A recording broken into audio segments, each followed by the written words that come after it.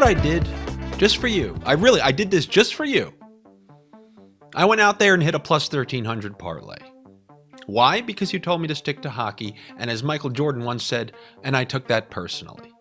So I went out there and just decided to smack all of those Bills picks together and then just show you a nice plus 1,300 ticket. And this is a couple weeks after hitting a plus $3,500 ticket, a plus 2,000 ticket, and another plus 2,000 ticket. But you know what? If you hit 4 of those in a couple of weeks, definitely I should stick to hockey, right? But what about when hockey doesn't go well? Hockey, I had a bad week. So then should I give up everything?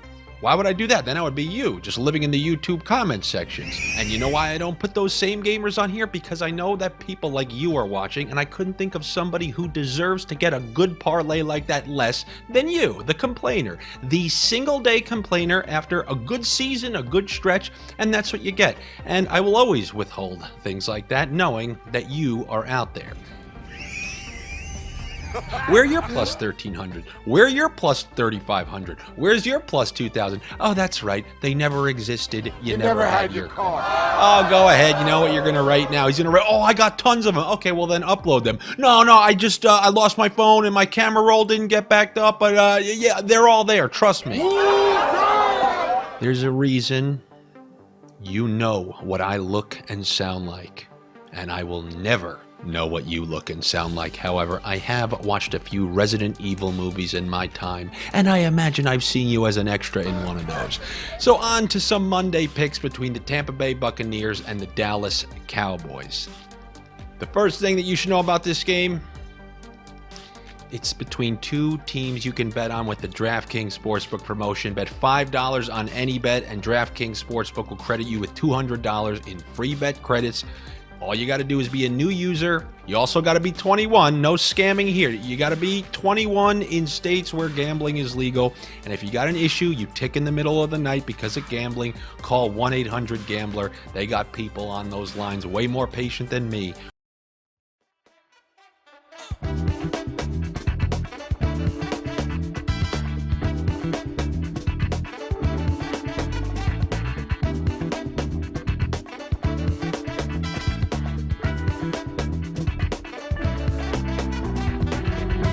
Back, baby.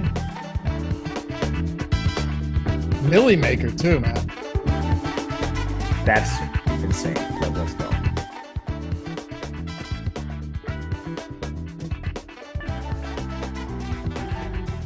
Short 7-point favorites. Next Short week. week for the winner.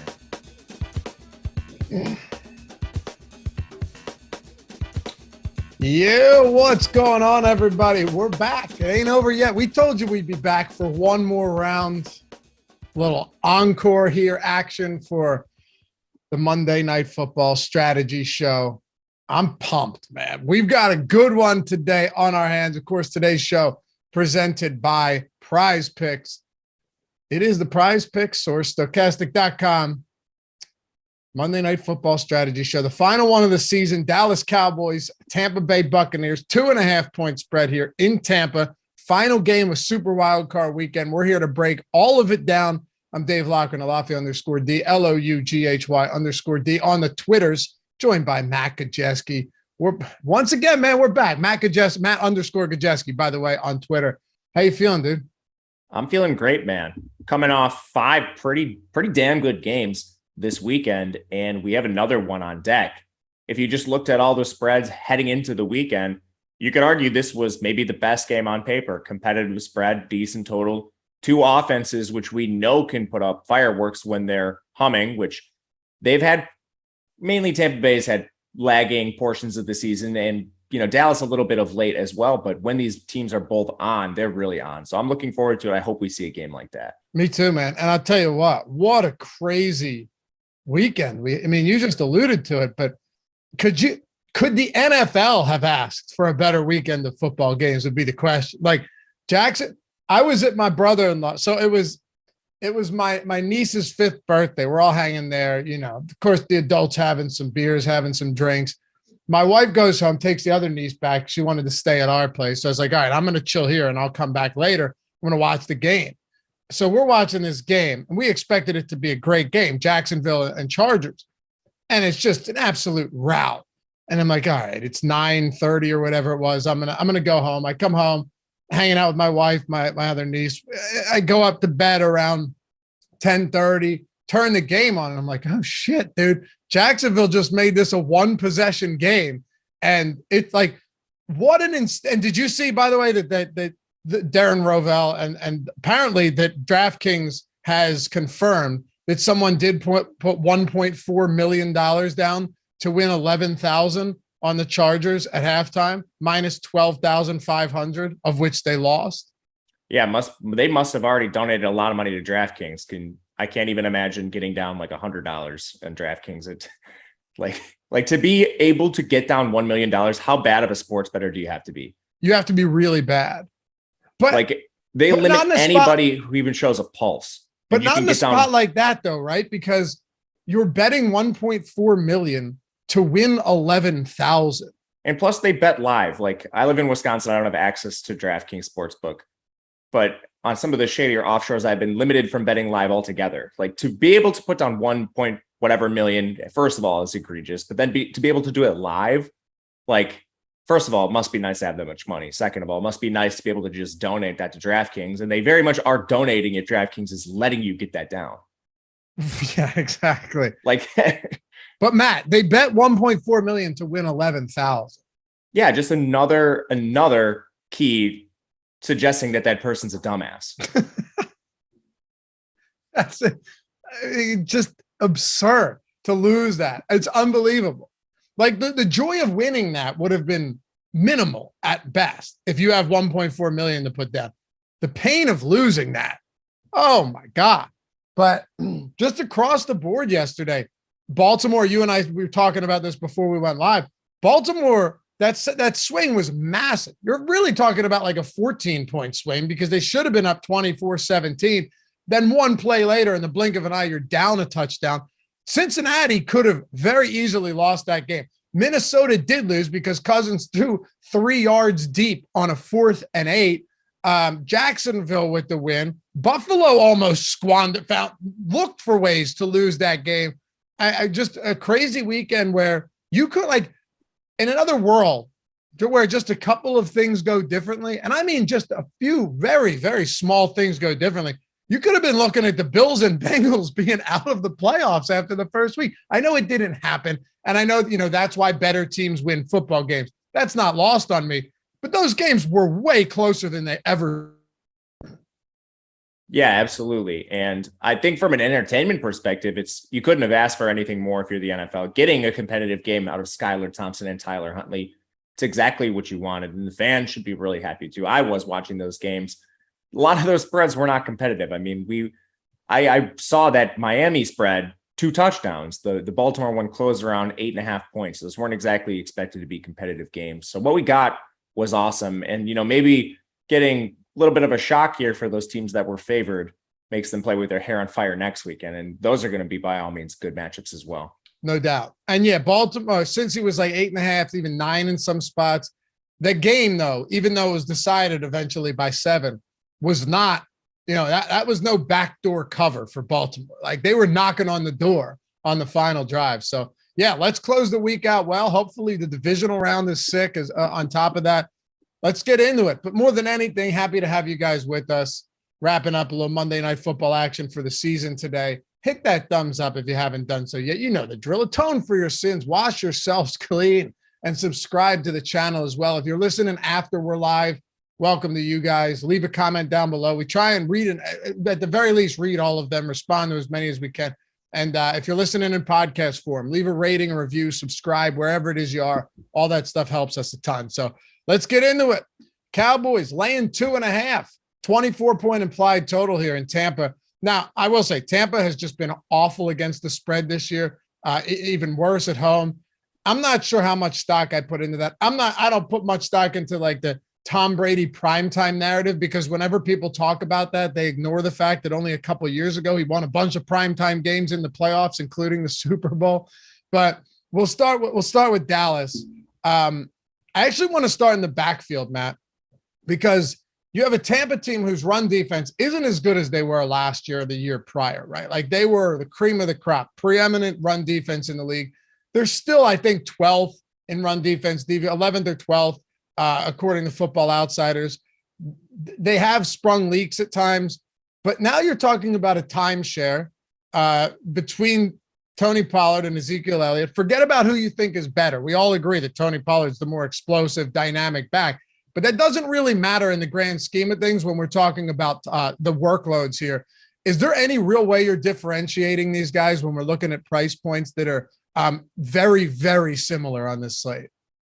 I don't think so. And, for all the efficiency metrics that Tony Pollard might have the edge on Zeke in, Zeke seems to have the better goal line role. He's a guy they'll feed around the end zone. So when it comes down to some of the money touches, Ezekiel Elliott might have a slight edge in those.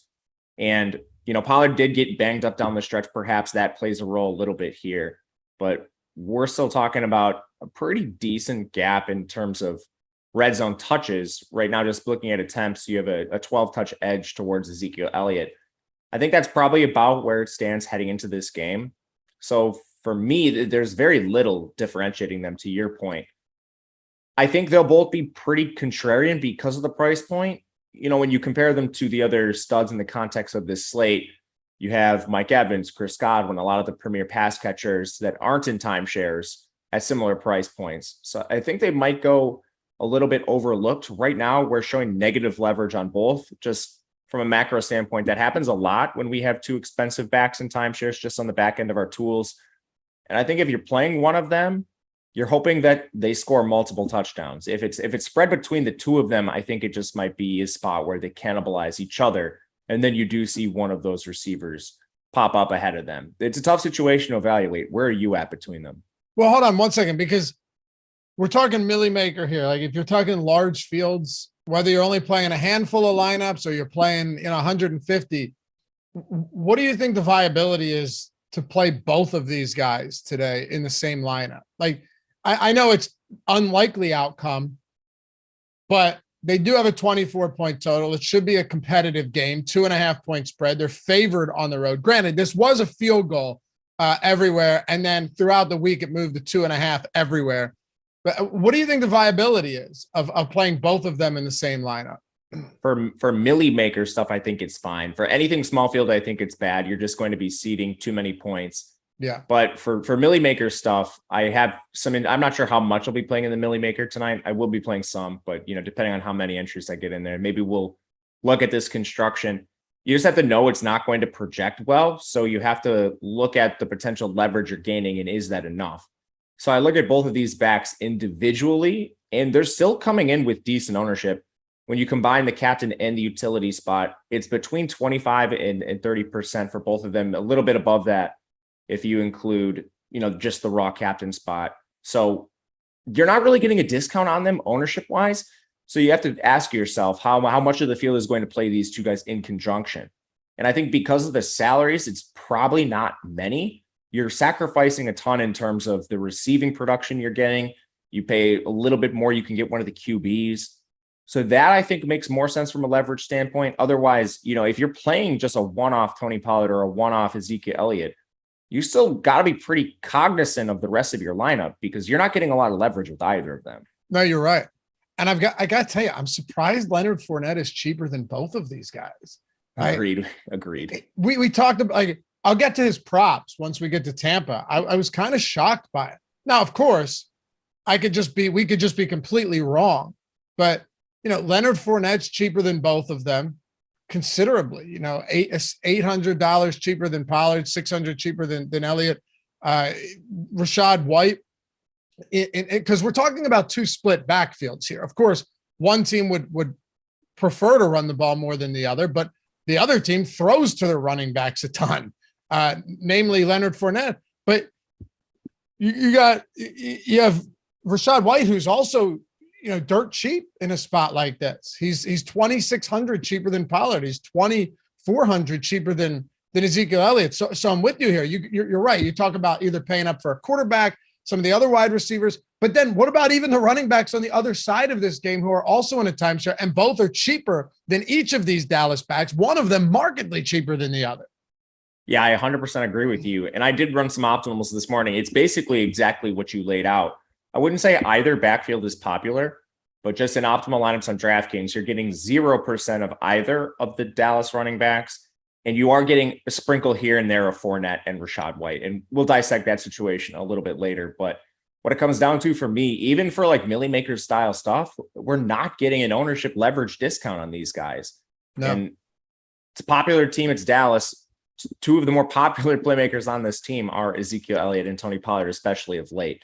So I think I'm going to have a pretty strong fade on these guys. We'll see where the ownership ends up throughout the day. Of course, as always, watch live before lock for any news and updates on projections and ownership. But in a vacuum, they don't seem like very strong plays today. Agreed. Anton said Fournette has looked terrible. This Bucs run game is suspect. Yeah, of course it's suspect. But you're first of all, last week 18 doesn't count. We'll get into Fournette in a second. But just to respond to this, because I understand. Listen, their whole run game has not been great. But their whole offense hasn't been good, right? Like up until the last couple of weeks where they looked really the last week 17, not including week 18, the second half of that game. Fournette, though, the last game before Carolina, so week 16, he had 30 looks, 20 carries and 10 targets, right? 162 total yards. So that is still in the cards. Like that's still in the range of outcomes that Leonard Fournette just sees a massive workload. That's why I like someone such as Fournette at this price point. If Fournette's $10,000, then it's a little bit different. But I think it's entirely plausible that in the playoffs, Fournette over the rookie running back who's fumbled 3 times this year and lost all of them, compared to Fournette who hasn't lost a single fumble, could end up being a guy that gets a lot of work. I'm just willing to take some shots, a lot of shots on Fournette being the guy and getting a lot of work in the passing game as well. It's that simple for me. Yeah, and I mean, there's a lot of room for improvement here. This is arguably the most injured team in the NFL this season, especially on offense. This team has been without multiple starting offensive linemen. They're arguably the healthiest they've been since like week 1 at this point. They finally gotten guys back like Tristan Wirfs, who's been in and out of the lineup, Donovan Smith, and they're still not fully healthy, but at least you have a couple of those people back in the lineup for this game here. So nothing but improvement can be on the horizon. Like it can't get any worse from the midpoint here. And last thing I'll say about Fournette, he was hurt himself down the stretch. And we've had this Fournette is washed narrative for how many years now since he was in Jacksonville? Yeah. And then playoff line, he comes right back every single year. And at the end of the day, Tom Brady checks down to the running back position so much. So even if he is washed, he catches 4 or 5 balls out of the backfield and falls down. That's still pretty valuable. I remember in Jacksonville, he'd have like 8 receptions for 30 yards, but that's still almost 2 touchdowns, right? Yeah. So yeah, it'll be fun to see how these running back positions shake out. As far as pass catchers go for Dallas, CeeDee Lamb is the highest priced player on this slate, not just for Dallas, but the highest priced player on the entirety of the slate. Once you get past him, though, you have Dalton Schultz, 60. I'm talking about DraftKings pricing here, and in the flex, not captain pricing. So you could do the work for yourself, or you could just look at our top Showdown single game plays tool, which is phenomenal, and you can get the top play probability. You can get the captain ownership, optimal captain probability, utility ownership, leverage score, optimal utility score for DraftKings, for FanDuel, for Yahoo, all of that stuff. Your first 5 days are entirely free, by the way. So if you wanted to, links in the description, link is in chat. You're getting all of our NFL tools for Showdown, for main, you name it, everything out there, and the NFL lineup generator, all of that stuff. But the Showdown tools are fantastic if you wanted to dive in and really get deep into this for tonight's game. First 5 days entirely free, no strings attached. If you hate it, we'll gladly refund your misery at the end of it, which is $0. So check it out, especially if you want to follow along with us here and tonight on the Live Before Lock show and really exploit all of these tools that we have. But yeah, it's Schultz down to 6,400. Michael Gallup is the next closest guy. So CeeDee Lamb, the clear top receiving option, particularly in price point today for Dallas. Yeah, and he's still showing positive leverage for us, which is crazy. And to me, that says, DraftKings, whatever they use for the pricing algorithm, did a pretty good job with CeeDee Lamb. It makes sense. He's the clear target alpha on the team. He's not being cannibalized by any of this T.Y. Hilton nonsense. He's going to be the one that's unaffected. he is a player that is, once we see these studs a lot on slates, intuitively, it makes sense. People want to captain them. And a lot of times when we have a couple of these studs, we see them show more leverage in the utility spot, which is the case here tonight with CeeDee Lamb. So I think maybe building some contrarian captains and then just using CeeDee Lamb in flex makes sense. But he's a player I want to prioritize tonight and have in my lineup to some degree. I'm going to build some with him at captain, some with him at flex, but tools reassure me here. Him showing positive leverage at 10.6K, I think is telling. There's just not enough good things to say about CeeDee Lamb. I think it's more, and I agree with you, but I think it's more exciting to get into the weeds a little bit here. When I say exciting, I mean like it's exciting to try and figure out the direction we want to take. I've already seen some comments in chat about this as well, but you got Michael Gallup and you have Dalton Schultz, but then, and I remember you and I actually talked about this, the last one we did, right? Dallas, and the last Thursday night game we did, what was it? Yeah. Dallas and the Tennessee Titans, right?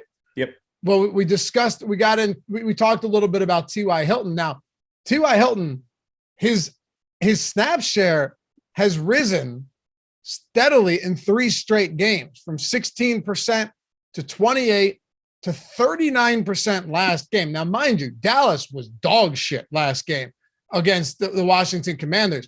But CeeDee Lamb still played his typical snap share. So did Michael Gallup. It's not like T.Y. Hilton was only out there because they had thrown the game away and they're like, okay, there's no way we're winning this. No, that was not the case. So, man, what do we look at with a T.Y. Hilton here at his current price point in a scenario where maybe he is is he the wide receiver 3 now? Is he the legitimate wide receiver 3 for Dallas now heading into a playoff game?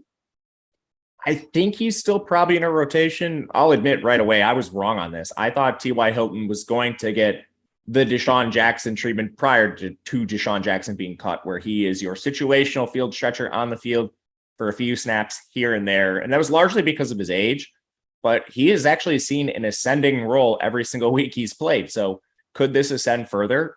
Absolutely. It's not like Noah Brown has been any world beater at the position or anything like that. But you're right. He's still behind Brown as far as snaps go. Yeah.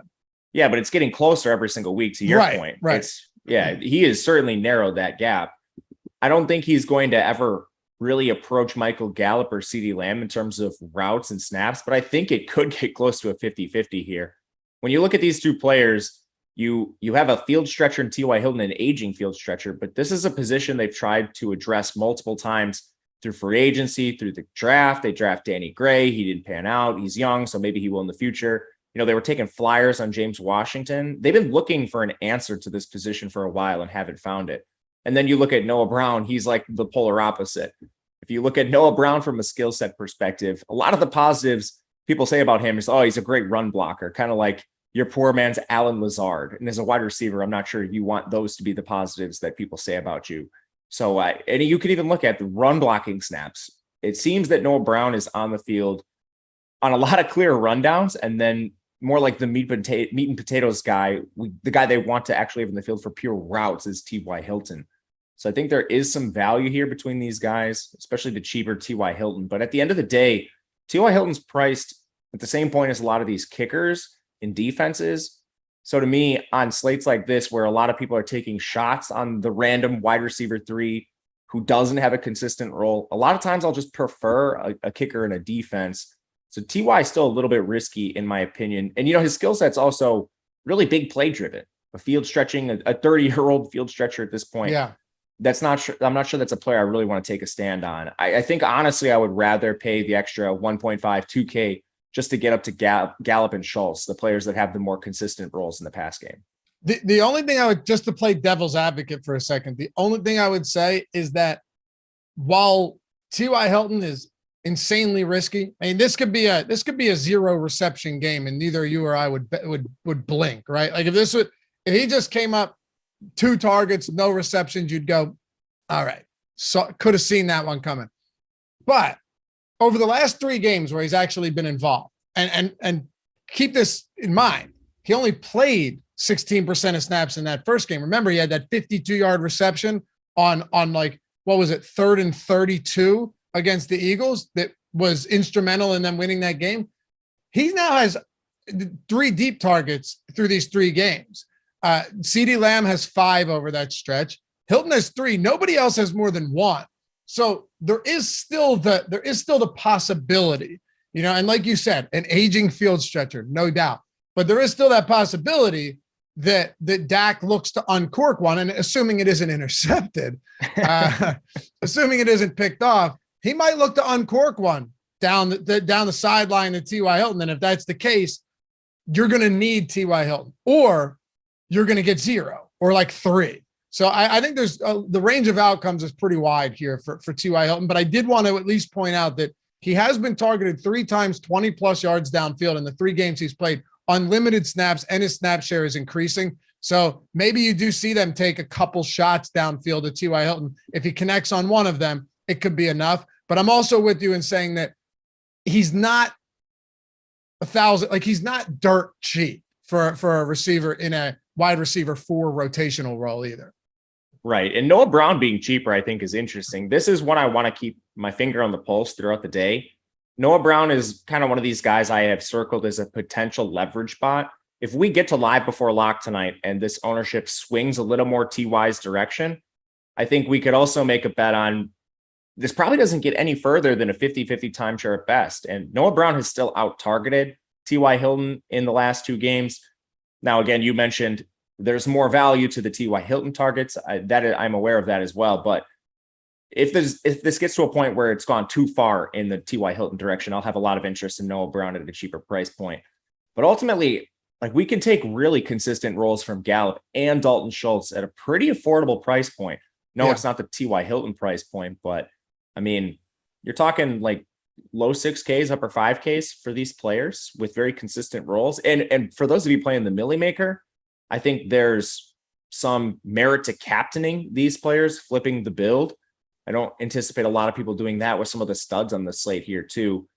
And, Dalton Schultz, he's actually pretty close to CeeDee Lamb in just raw targets over the last few weeks here too. So that's something that I have some interest in among the pass catchers. No, you're absolutely right. I think the salary on Schultz makes a lot of sense here.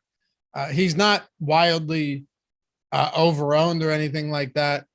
6% at captain, 25% of the utility. He has positive leverage in the captain spot. No issues with that. Yeah, Schultz. I'd put Schultz as my number 2 for Dallas as far as pass catchers go. I'm with you on that. 6,400, I think, is more than reasonable. He's showing positive leverage everywhere, more in the captain, honestly. Yeah. He's almost neutrally leveraged in the flex spot. But I think that just comes down to when you're actually clicking a captain, you want to click a stud more so than you want to click Dalton Schultz. And the guy's playing 90% of snaps every week. Are there any complete, long shot, tournament flyer, large field, Millie Maker plays at pass catcher positions for Dallas that we haven't talked about yet? Naturally, that would lead you to the Jake Ferguson, Peyton Hendershot type options, because there's no one else at receiver. We already talked about T.Y. Hilton. Yeah, the only other receiver you could mention is Kevontae Turpin, and that's not even because of his receiver snaps. It's basically he's going to be the kick returner if he brings one back. That could be an avenue, but we're talking about extremely low probability outcomes. It is more likely that Dallas uses 12 personnel and a guy like Jake Ferguson catches the touchdown. He'll play a few snaps. Peyton Hendershot's going to play a handful of snaps there. Maybe you even see a rogue Sean McKeon. They have 4 tight ends active a lot, which is an interesting roster construction thing they do, but McKeon's more of a fullback anyway. I think those are the guys you want to throw darts on, but they're Millie Maker exclusive plays. All right, before we move to the Bucs, and I think we're both in agreement here that the kicker positions are both viable, right? I mean, Showdown slate, 45.5 point total. Neither team has a particularly high total. You could see this game just be one of these in the mud type, 2017 games at the end of the day. I don't think that would shock anybody. So I think we're both probably in agreement here that Brett Maher is a perfectly reasonable option. I don't even think the defenses are crazy in a spot like this either. I don't either. And Brett Maher, highest leverage score on the slate for us. I want to talk about that just for a second and why that might be the case. I think largely it's because you have 2 running back timeshares and neither of the running backs in the timeshare are cheap. So that kind of siphons off any potential value plays you'd have. You have 2 teams that use a wide receiver 3 rotation. So you don't have any clear value there. I mean, you could use one of them as maybe a volatile value play. When you talk about just clear value plays, who's a player that's going to be on the field in a consistent role? The kickers are one of them. I think they're 2 of the safer plays on the slate. If you're playing cash games, I'm looking at one or the other in my lineup just for the safety and the value they provide. And there's a chance these guys go under-owned in tournaments. We see that on a weekly basis where people would rather click the shiny names like T.Y. Hilton and Julio Jones than play Brett Maher. So I think kickers are really good options tonight. Me too. Yeah, Brett Maher's been damn good too. This guy has crushed all year too. It's funny. I'm scrolling through his game log because, that's how I evaluate kickers. No, I obviously in a that's how you should. What else is there? I know. But in a game like this, of course, you're trying to, figure out game flow and all of that stuff. And he's been damn good though. Guy's been really good. Really good. So yeah, I'll take it. Let's talk about the Tampa Bay Bucs though. Before we do, shout out to our sponsor, Prize Picks. I told you guys you could get the 5 free days of Stokastic Plus Platinum for NFL. If Prize Picks is available to you, especially given where we are, it's a Monday. Now, if I'm talking to you on Thursday, all right, I got 5 free days. I could do it now. I could prep. I got Saturday slate, main slate, Showdown. I got Sunday main slates, all the Showdowns. I got Monday. I'm golden. But today, not a whole lot of runway left. Prize Picks, if it's available in your state, not only when you use the link, you got to use the link so we can track you. Not only you get $100 first match deposit bonus, put that link in chat too, Mike, if you can. It's in the description as well. Not only do you get $100 first match deposit bonus, you get a free month of Stokastic Plus Platinum, not just for NFL, but every single tool that we have on the site, from football to basketball to hockey to MMA to PGA. If they have contests out there, we have content for it, hands down. We got projected stats for all of them. Going to help you out a whole lot of Prize Picks where all you're doing is building lineups with props, right? They'd be called a parlay anywhere else, right? But in the case of Prize Picks, you're putting them together. You can mix as many sports as you want. If you hit all 5 of them, you're 10Xing. Now you can do 6. You hit all 6, you're 25Xing. Unlike a traditional book, though, where say you have a 5-leg parlay and you hit 4 of them, you're not getting shit back. Prize Picks, you still 2X. If you hit 4 of 5, you still make money back if you 3X. Like, what better way to sustain a bankroll and also put yourself in a position to win big money every time you're submitting one of these? It's awesome. You can run a power play where, say, you go 4 of 4, you hit all 4 and you 10X. It's just I think you guys will like it a lot. It's not available in every state, but it's available in a ton of them, particularly available in the ones where sports betting isn't legal yet. So if you're looking to scratch that itch, you're looking to get a free month of Stokastic Plus Platinum, $120 value, all of our tools, including our brand new lineup generator for football and for basketball, where we got Showdown style. You can decide between tournament or balanced or cash lineups, however you want to do it. Or if you're a hand builder, playing a few lineups, we have the lineup builder for that, ownership projections, player projections, top stack. The list goes on. I don't have enough time in the day or this show to tell you about all of our tools, but we have the Discord as well. So links in the description and in the chat. If you haven't taken advantage of it, no better time to do so than now. Midway or in the playoffs for football, you got basketball in full swing. PGA is back. And the best part is, even if you don't know anything about some of these sports, that's why we have the tools. A lot of people out there, you'd be surprised, win a ton of money with good tools and don't know much about the sport that they're playing. So links in the description. Link is in chat. $100 first match deposit bonus at Prize Picks and a free month of Stokastic Plus Platinum. We'll see you over there. All right. Liker with a super chat, Matt. He asks, can you explain the new game scenarios in the lineup generator tool? Oh yeah, good call. Thank you for making this season so fun. Also, Kate Otten, captain tonight. That's a sketchy one. The game scenario, Matt, is a new feature that we just put in the lineup, or the lineup generator. And Matt could probably speak more to this as well. Matt, how often do we talk about on this show trying to build around the story, to build around the narrative for a 1-game slate, because you have to build lineups for what way you anticipate the game direction going. Yeah, and what we mean by that and why we talk about it so much is NFL is a sport that has a lot of correlations, and there's ways teams play predictably in certain game scripts. So, for example, let's say Tampa Bay is winning this game by 7 points. They have a comfortable lead throughout. Their run rate is going to increase. That's just the way NFL teams play. Naturally, Dallas is going to end up passing more. So this is a simulation tool where you can sort of build in some of those correlations in an easy way. A lot of times you and I talk on this stream and we just kind of try to ballpark this and guess, but this is a way to actually numerically quantify this in your lineups. Perfect description. Yeah, it's awesome too. It's really cool. So if you see the game going in its one direction, or you're building 10 lineups, 5 lineups, and you want to build different lineups for how the game could play out, that's what makes it so interesting. How the game could play out differently, right? If one team takes a big lead, or it's a close fought, low scoring game, or the other team takes a big lead, you can do all of that, set it up, and then it'll spit lineups out for you with that build, given the game flow. Check. It's really awesome. Like I said, 5 free days. You want to check it out. The prize picks, links in the description. But yeah, good question. Like we just added that feature and it's sweet. All right.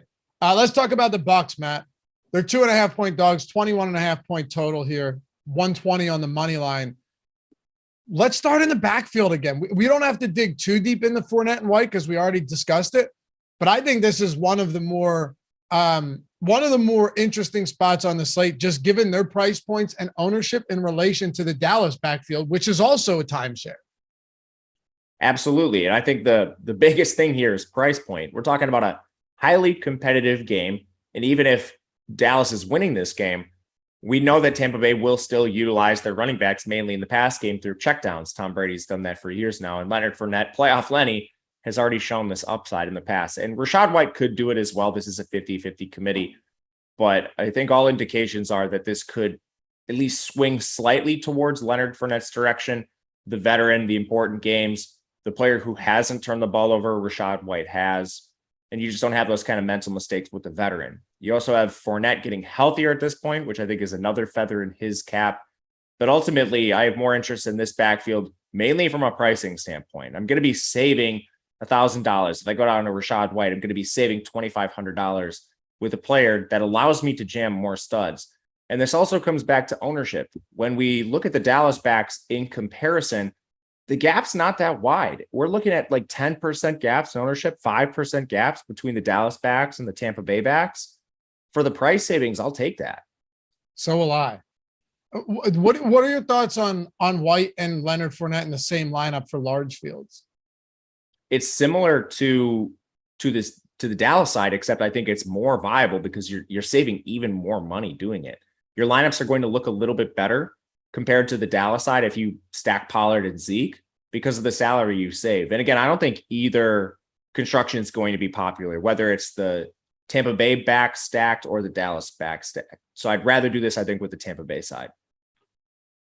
I'll tell you something that might even surprise you, Matt, because when I was looking this up the other day, I was doing a betting video. My Monday Night Football betting video will be up in a couple hours too, over on the Odd Shopper channel. Got props, got sides, all that stuff. If you guys are looking to get in on some action, Tom Brady has only been sacked, and we've seen how many injuries and shakeups to this offensive line all year.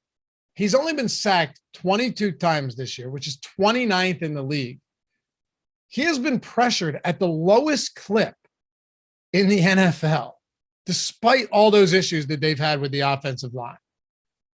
That's crazy. Brady's always had a really quick release time. So generally he's among the fewest sacks taken. But even that surprises me this year because their offensive line has been a revolving door. It's been a sieve, and you can only mask some of that stuff so much. Like defenses understand the line's an issue. Defenses understand that Brady's trying to get the ball out fast and he's not going to have time, so they can play up in coverage a little bit. But for him to still take that view is pretty shocking. It is. And like you said, if you look at like over at PFF, time in pocket, average time to throw, he is he has the quickest or the shortest average time to throw among anyone in football. If you're actually looking at, qualified players. So that is significant. There's no doubt.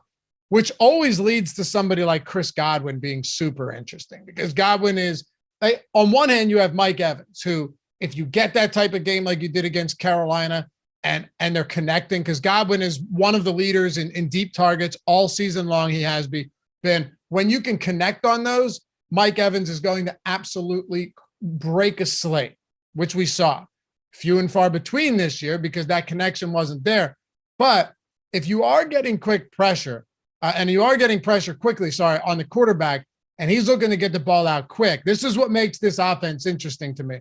Then Chris Godwin ends up having one of these 9 reception games, and he's also one of the better yards after the catch receivers in the league. So him and Mike Evans are wildly different types of receivers that can produce in 2 entirely different ways. And it really just depends on what the defense looks like, what they're bringing, and how Tom Brady responds to that. So making that decision between Godwin and Evans tonight could absolutely be the difference maker. And I'm not telling anyone anything they don't already know, but that's always the tough call you have to make when you're going up against the defensive front and a pass rush like the Dallas Cowboys. For sure. And it's interesting to me because you see pretty close ownership between these guys. You're looking at like about a 10% gap between them. And Godwin's the more owned player, but he's also cheaper. I thought this might be a little wider, but honestly, it kind of makes sense with Mike Evans coming off the big game down the stretch. So I think I'm going to be going to Chris Godwin and just eating the slight extra ownership you have to when you compare the two. He's the more consistent player, has a higher target share. Air yards do favor Mike Evans, to your point on the deep targets, the big playability. But the safety that you get with Godwin, I think, isn't quite priced in terms of his actual salary and his ownership here. With Evans being more expensive, I thought the ownership gap would be wider, but it's just not. No, and very, very similar price points, but how do we feel about and again, our lineup generator is going to do work wonders for stuff like this when you're really looking to build, different variations of lineups. How do we feel about the stacks today with the Tampa Bay Bucks? Because I actually think it's a little bit easier when it comes to Dallas, because it's a little bit easier to go, maybe the running backs don't see a massive opportunity share in the passing game. Possible. You see it a lot. I mean, sure, Tony Pollard's not a bad pass catcher, but at the same time, there are plenty of games where both him and Ezekiel Elliott just don't see a ton of work in the passing game. Understandably, Pollard would have the upside there over Zeke. But on the other side of this one, when you're talking about stacking the Bucks, you have Brady, of course, at the top, Evans and Godwin. We'll talk about, we can get into Russell Gage in a moment here, and Kate Otten and whoever you want. But like Leonard Fournette is always live to have an 8, 9, 10 target game. And that's what throws a wrench into the works when you're trying to figure out the optimal way to stack the Bucks on any given week. Yeah, I honestly don't hate going Brady, one of Godwin, Evans, and then down to a Fournette or a Rachaad White for the salary savings it gives you. Then in those instances, maybe you can pay up for somebody a little more expensive on the Dallas side. And I don't think you're sacrificing a ton here because of what kind of pass catching ability we've seen Fournette and Rachaad White. He has that skill set too. I think Fournette has the edge there, but they both can catch balls. Brady will check down a lot. So as far as stacking Tampa Bay, I have no problem including either back in those stacks. And I honestly think it might give you a little bit of a safer lineup because you still have that touchdown equity that comes on the ground there too.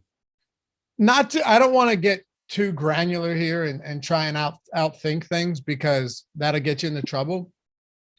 I wonder if there is a correlation between like stacking Brady when you're stacking Fournette, maybe Godwin is a better play because Evans is the deep threat guy.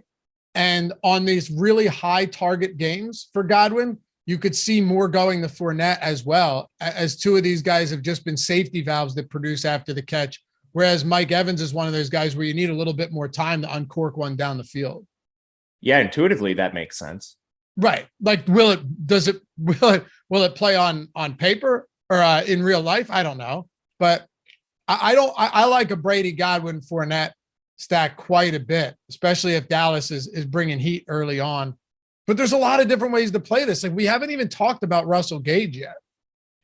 Yeah, and I mean he's worked pretty clearly ahead of Julio Jones down the stretch for this team. So I think that is priced correctly in the way we should be looking to approach them. I think Gage is going to have more of a role.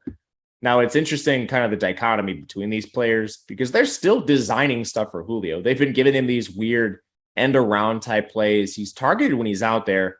Of course, as usual with Julio, I have questions about his health at this point in the year. Gage, I think, is the healthier player. There's not a big price gap between them. Honestly, I think they're both a little bit overpriced here, especially when you can go down to K. Dotton, who's at 1.8K. So I'm going to mix and match Julio and Gage, I believe. But honestly, I think these two players are a little overpriced comparatively. Okay. How do you hone in on this tight end position today? I actually don't mind K. Dotton. He's been playing a ton, especially in the competitive games. Kyle Rudolph is in the injury report. He's doubtful. Yeah, we might see K. Dotton play almost every single snap. He's kind of like, to give a parallel, I view him sort of as like a Trey McBride kind of. He is that hollow snap share a lot of the time where he's doing a lot of wind sprinting and blocking, but clearly behind every single other pass catcher we've named in this offense. But he's out there almost every single play. He's really cheap. He is. One other thing to ask you here. How concerned are you about some of these offensive line potential absences for the Tampa Bay Bucs? I've seen a lot of limited practices across the board for this team. So I think they're going to play. What do you think on that? I think so too. I'm expecting them to be about as healthy as they've been. I mean, they lost some guys even in the preseason. So Nick Leverett's was the only one that is doubtful though. Left guard. Say that again. Nick Leverett. I think he's the worst lineman they have. Probably. Donovan Smith hasn't even had a good year either. No, he's been hurt. Wirfs has been hurt. Hainsey, I think, is okay at center. I don't think he's the guy you want starting, but you have to. Todd Bowles said that he considered benching Donovan Smith at one point this year, which is pretty crazy. They spent a big draft pick on that Luke Gedeke guy out of Central Michigan. Yeah. I mean, he's a rookie, so you probably still want Donovan Smith out there. At this rate, it's been it's been a carousel all year long. And I don't really think we should expect anything different regardless, right? Like we've seen this all season long with this offensive line anyway. Yeah, it's been awful. I think worst case scenario remains awful, but it's not getting any worse. Right. Unless these guys get hurt mid-game. Then that could be an issue, but it's not something that you and I can project for anyway. Right. And I mean, they've played a ton of games without Smith, without Wirfs. They're back today. So it's like they're not going to be worse. If anything, they'll be better. Good chance they're the same, but it's not going to be worse. Any other pass catchers here worth discussing? I don't think so. The names we should mention are like O'Keefe. He's just a sixth offensive lineman. So I don't have a lot of interest in him. You know, like in the meaningless games, Tampa Bay's played. Devin Tompkins gets some work. I don't think we're playing him. Like these are Millie maker plays. And I feel even worse about these guys than I do on the equivalents on the Dallas side. Me too. Because there's CeeDee Lamb and then there's everyone else. Of course, yes, there's Gallup, there's Schultz, and then Noah Brown, T.Y. Hilton. But here that you have Evans, integral role. Same with Godwin. Fournette could have a huge involvement in the passing game. Wouldn't surprise me if Rachaad White gets a good handful of targets here. Russell Gage is also someone that's involved. Once you get down to these real tertiary options, like these real fringe options, there's just no meat left on the bone there at all, Matt. Right. It's like they don't even rotate these guys in the field really. And when they do, it's very specifically like Keefe, he's a blocker. So, I mean, we're talking about extremely low probability outcomes. Yeah, man, some people in chat really hate Fournette today. I think you either love Fournette or you hate Fournette today. It's going to be pivotal, man. I mean, like, I personally don't think he's a difference maker, but I think he's going to get a lot of work, which matters more to me.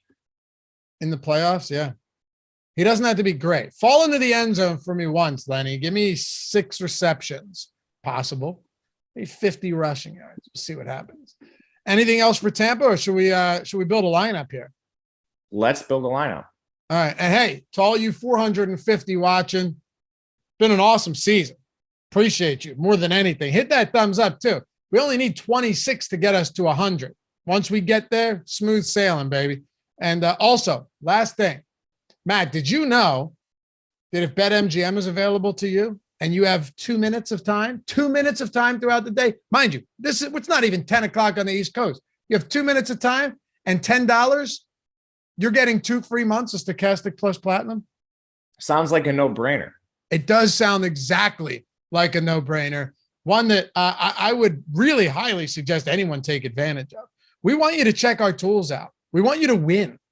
We want you to be someone, if you are somebody that's been looking at our Hall of Fame segments where everyone's rocking the Stokastic avatar, coming in with the, 4, 5, 6-figure wins, and you're like, how do I get there? I'm playing low stakes. I can't. Right now, it's I'm just not in the position to pay for a monthly sub. It doesn't add up with how much I'm playing every day. Well, now you're getting it for $10, $240 value for $10. The link is in the description and in chat. I'm serious when I say this because I don't know how long it's going to be around for, especially the 2 months. We've been working on getting it down to 1 month, but there's some red tape there. It's as good a value as you're essentially ever going to get if you're looking to get your foot in the door, to get all of our tools for free for every single sport that we have to offer. I mentioned it for Prize Picks. Prize Picks might not be available to you. And if it isn't, BetMGM probably is. If you're a new user there and you haven't signed up yet, take 2 minutes, click the link, get 2 free months of Stokastic Plus Platinum. All you're doing is taking that $10 when you sign up, putting it on any spot you want. For me today, it's going to be Leonard Fournette over 35 and a half rushing yards. For what about you, Matt? Well, who's your favorite? I know you haven't looked so much into the betting market, but is there a certain player that you really like today, or a certain side or total that you like? Honestly, my favorite was also the Fournette prop when you brought it up. In the game itself, I'm looking at Tampa Bay as a value. I want to get them at that 3 number if possible. I'm seeing a lot of 2.5 right now, but I'm going to hit 3 if it comes back. Yeah, me too. And you're getting first bet insurance up to $1,000. So if it's $10 and you lose, you get it all back in bonus bets. If you put $1,000 on your first bet and it loses, you get it back in bonus bets. The great part though, no matter what, win or lose on your bet, doesn't matter. 2 free months Stokastic Plus Platinum's coming to you. We want you to check the tools out in the Discord. We want you to win so you stick around and you become part of the Stokastic family. It's that simple. Link in the description. Link is in chat. The legal age for gambling in most states is 21 or over. If you or someone you know has a gambling problem, call or text 1-800-GAMBLER. All right, let's build a lineup here, Matt. Make it happen. You go first. Captain spot. Let's go Millie Maker build this time. All right, man. Millie Maker build. You guys know the drill. We got to get off the board a little bit, probably even at captain. I'm going to go Dalton Schultz. Okay, let's go Schultz. Lucky 13. Loppy's the man. We're getting old, but still tipping the hat to the back and staying clean.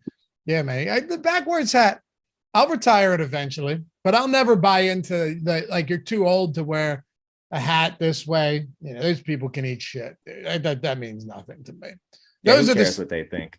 Yeah, right. Those are the same people that are rocking, they say that, but they're rocking like knee-high tube socks and you know what I mean? Like, and collars over their cardigans. I mean, come on. You'll never catch me doing that. No matter how old. Do you ever think about that, Matt? Like you're going to get older and you'll be the guy wearing the New Balance with the white socks and the tit high khaki pants, shorts. I don't worry about doing that. I'll never do that, but I worry about the things that me and you do now becoming the equivalent of that.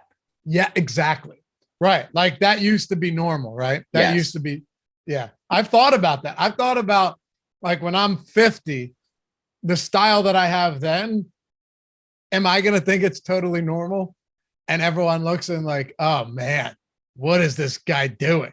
I think you're right. That's my worry.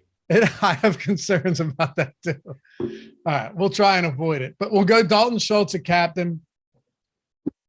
I got to go Lenny here. I'm throwing Fournette in as our first flex. We'll eventually need some salary relief, but I think we're actually in a pretty good spot now. So I'm going to play Dak. We didn't talk about him a lot, but I like Dak a lot as a play today. I think there's a lot of positive regression coming his way.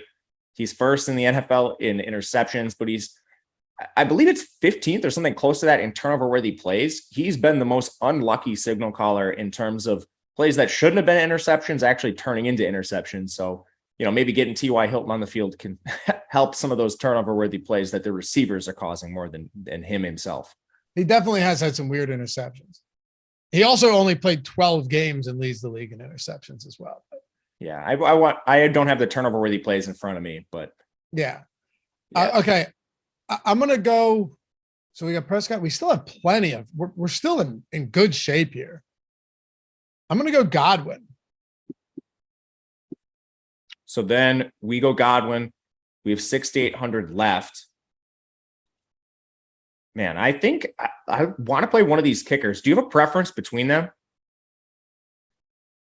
So I'm thinking two things. Either we go one of the kickers or we play Cade Otton and then have our pick of stud of our choice and then leave some salary on the table. Okay, so let's go Otton and then pick a stud. All right.